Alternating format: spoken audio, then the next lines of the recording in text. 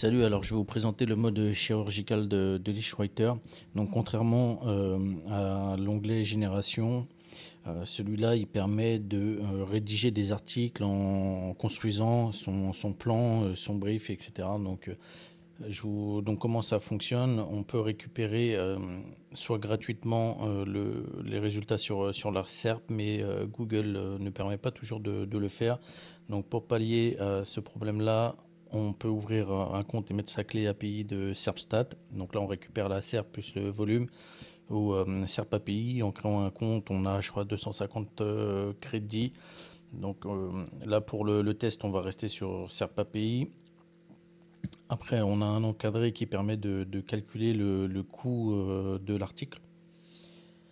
Vous allez voir de toute façon, on le reprend à la fin de l'article et vous verrez en détail combien ça coûte. Alors, on va refaire le test. Là, j'étais parti sur Festival de Cannes, mais on va refaire la même chose. Donc, analyser le marché.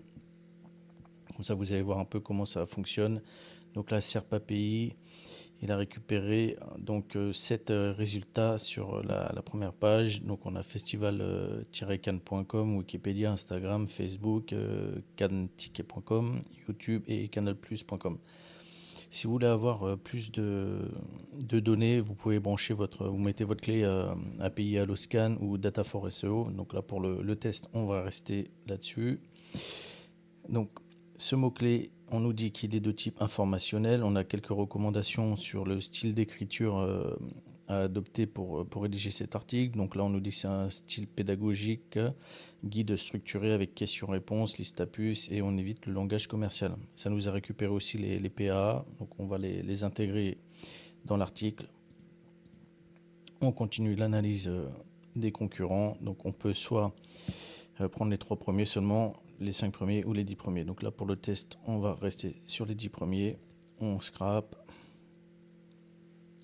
Comme ça permet de voir un peu la structure des articles de ces sites-là. Donc là, on a toute la structure. On génère notre plan par rapport à la structure des concurrents qui a été récupérée. Et là, donc avec ce plan, après, vous pouvez construire votre article. Donc les blocs qui sont éditables, hein. Si vous voulez modifier le titre, vous pouvez. Vous pouvez aussi modifier l'ordre des titres, soit régénérer si ça vous convient pas, ou ajouter des H2 et des H3 à ce plan. Donc là, on va dire qu'il nous convient. On va continuer vers le brief éditorial. Donc pour le style de la rédaction, on a différentes longueurs.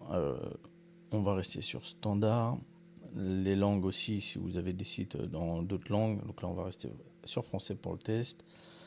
Le ton d'écriture, là, dans les recommandations, on nous a dit que c'était plutôt un style pédagogique, un article de style pédagogique qu'il fallait faire. Donc, on va suivre la recommandation. On va choisir pédagogique. Pour les points de vue, donc, soit on reste sur du neutre, soit on emploie le nous, le je, le vouvoiement, le tutoiement. Donc là, on va rester sur du neutre. Niveau de langage, donc soit on utilise un langage grand public, intermédiaire, expert ou technique. Bon, pour le test, on va rester sur intermédiaire. Densité de mots-clés légère, donc naturel, normal, recommandé SEO ou soutenu, optimisé. Bon, on va rester sur normal. Là, vous avez aussi d'autres options que vous pouvez ajouter à l'article. Donc, un encadré à retenir, on va tous les mettre. Hein. Donc, statistiques et chiffres, table des matières, exemple concret, FAQ et JSON LD, donc schéma. Type d'introduction, on a plusieurs choix. Là, on va partir sur quoi? Question accrocheuse. Type de conclusion, on va partir sur question ouverte. Table des matières, donc à savoir que dans le bloc options, vous avez une gestion complète de la table des matières. Vous pouvez gérer l'apparence complète, la largeur. Voilà, donc vous irez voir. De toute façon, je ferai une vidéo à ce sujet-là sur la table des matières. Là, on va la laisser. On peut choisir un déplier ou replier par défaut. On va la laisser replier par défaut. On a nos PA. Pour les liens sortants vers les sources autoritaires, vous avez le choix. Donc, soit vous en mettez pas, soit vous en mettez entre 1 et 5. Là, on va rester sur 2 pour le test. Le maillage, donc comment ça fonctionne, le maillage interne. si vous avez un article qui est un peu dans la même thématique, sur le même sujet, et ben ça va repérer l'article automatiquement et insérer des liens vers ces articles. De toute façon, j'ai prévu de faire une vidéo sur le maillage interne. Vous verrez sur la fonctionnalité, elle est pas mal avec les graphes et tout. Donc là, on va rester sur 3 liens par défaut. Vous pouvez aussi ajouter des URL manuellement. Voilà, donc si vous voulez ajouter vers un site en particulier, vous pouvez le faire. Les mots-clés secondaires. Rajouter une instruction spécifique au prompt, règle d'écriture. Voilà, donc là, on a notre prompt qui a été généré selon ce qu'on a coché comme option. À savoir, dans Leashwriter, tous les templates, les prompts, tout est paramétrable. Vous avez la main totale dessus. Donc vous faites ce que vous voulez avec. Donc si ça ne vous convient pas, vous le déverrouillez et vous l'éditez. Donc là, on va rester sur le prompt basique, voilà, selon les options choisies. On continue l'option de publication. Donc là, pour les providers texte, pour l'instant, là, donc Leashwriter, on embarque 8 plus le 9e Open Router. Pour ceux qui connaissent, ça vous permet avec une seule clé API de mettre plusieurs, voilà, plus d'une centaine de modèles. Donc là, vu que j'ai rentré pour ce test que 3 clés API, donc ça en affiche que 3. Donc c'est normal. Donc on va partir sur OpenAI. Le modèle, même s'il est déprécié, on va partir sur un pas trop cher juste pour faire le test. On va partir sur 4.1 nano, on va dire. Alors aussi, pareil, dans Leashwriter, il y a une fonctionnalité qui permet d'humaniser le texte. Donc ça, je ferai une vidéo complète là-dessus sur l'humanisation. Mais pour voir rapidement, donc si on active pour cet article, on a des niveaux de modération, donc modéré, léger ou agressif pour l'humanisation. Soit on récupère, on met le même provider et le même modèle pour l'humanisation, ou soit on en utilise un différent. Voilà. Donc par exemple, si on prend le même, après on a des indications selon le modèle sur savoir s'il est plus ou moins bon pour humaniser. Donc ça a été classifié. Donc là, pour le test, je ne vais pas utiliser l'option d'humanisation, donc on va le désactiver. Pareil, donc vous pouvez laisser l'IA générer votre balise title, le slug ou la métadescription, ou la rentrer vous-même. Pour les images, donc vu que j'ai pas toutes les clés d'entrée, donc on va rester sur OpenAI pour l'image à la une. Le modèle, on va partir sur GPT-1 mini. Vous pouvez rajouter aussi un prompt pour l'image, choisir le format, paysage, carré ou portrait. Image dans le corps, donc là on va en mettre 2, comme ça vous allez voir, on va faire le test. Et pareil, on va prendre Pexel, banque d'images gratuite. Et après on a le choix de la position, donc après chaque H2, en haut, en bas ou aléatoire. Bon, moi je vais choisir aléatoire pour ce test. Si vous voulez ajouter une vidéo YouTube aussi, vous pouvez soit rechercher automatiquement par mots-clés ou une URL que vous renseignez ici. Et après, vous cochez toutes les options. Pour le test, on va faire une recherche auto par mots-clés. On va laisser en français. Durée, vous avez le choix, hein, courte, moyenne, longue. Donc on va rester sur toutes. Vous pouvez exclure des mots, certains mots-clés, soit mettre des requêtes. Placement automatique avant H2 ou position unique au choix. Si vous cliquez position unique au choix, vous pouvez choisir exactement où vous voulez que la vidéo s'affiche. Pour le test, on va répartir automatiquement. Publication, vu que c'est un article de test, donc on va le mettre sur actualité. Je vais le laisser en brouillon. Après, vous pouvez soit rajouter des tags automatiques ou aux commentaires activés. Et voilà, donc le tableau récapitulatif du coût de cet article. Donc pour l'analyse de SERP, vu qu'il me reste des crédits encore, donc c'est gratuit.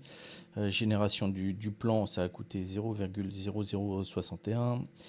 Pour la génération de l'article, environ 1500 mots, on est à 0,0375. L'image à la une, on est à 0,0400. Et l'image dans le corps, donc il y en a 2, le prompt pour les générer 0,0800. Donc pour cet article, ça sera un coût de 0,16. Voilà, donc on va générer cet article. Donc là, c'est en cours de génération. Donc vous allez voir, il va apparaître dans le tableau ci-dessous. Une fois que l'IA aura mouliné, vous voyez, donc vous avez une indication ici où ça en est. Donc là, on a notre notre article qui est ajouté à la file de rédaction.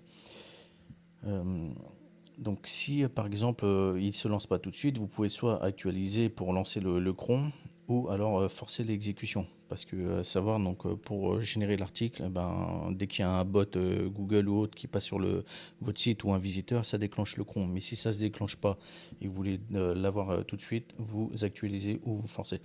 En attendant que ça génère, je vous mets dans la description un lien vers le site de l'outil. Je vous mets aussi un lien vers le comparatif entre les deux concurrents automatiques et WiseOne. Comme ça, vous allez pouvoir voir ce que Leashwriter est capable de faire par rapport à ces deux concurrents-là.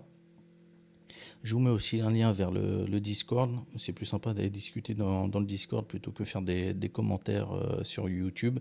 Mais n'hésitez pas à en mettre dans cette vidéo et de vous abonner pour recevoir toutes les nouvelles vidéos que je vais faire. Donc là, vous voyez, donc ça a pris 1 minute 09. On a environ 2105 mots qui ont été générés avec un score. Alors, à savoir que Leashwriter aussi a un système de scoring. Je ferai une vidéo aussi là-dessus.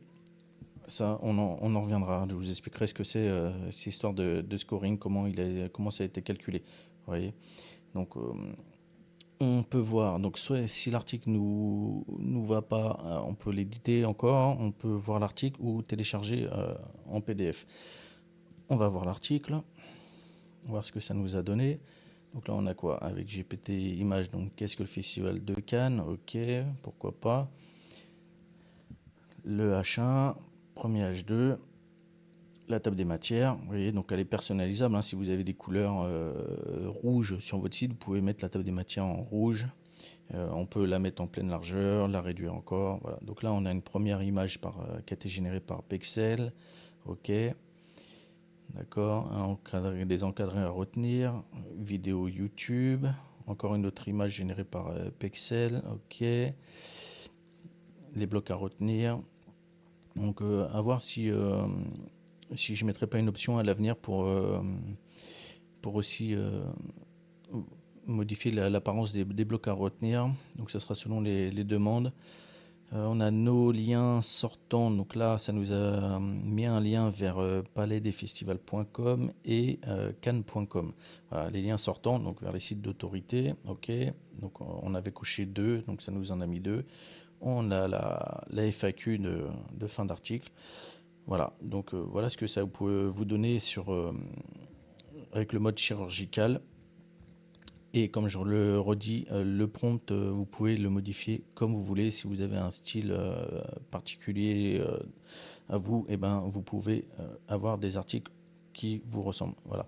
Alors là, pourquoi j'ai un lien plongé? Ok, donc là, vous voyez, ça m'a détecté un article. Donc ça m'a mis un lien interne vers l'article Designer Coco plongé dans l'univers et les œuvres phares. Donc, l'outil a détecté que c'était pertinent de faire un lien vers cet article. Donc ça, on a mis un.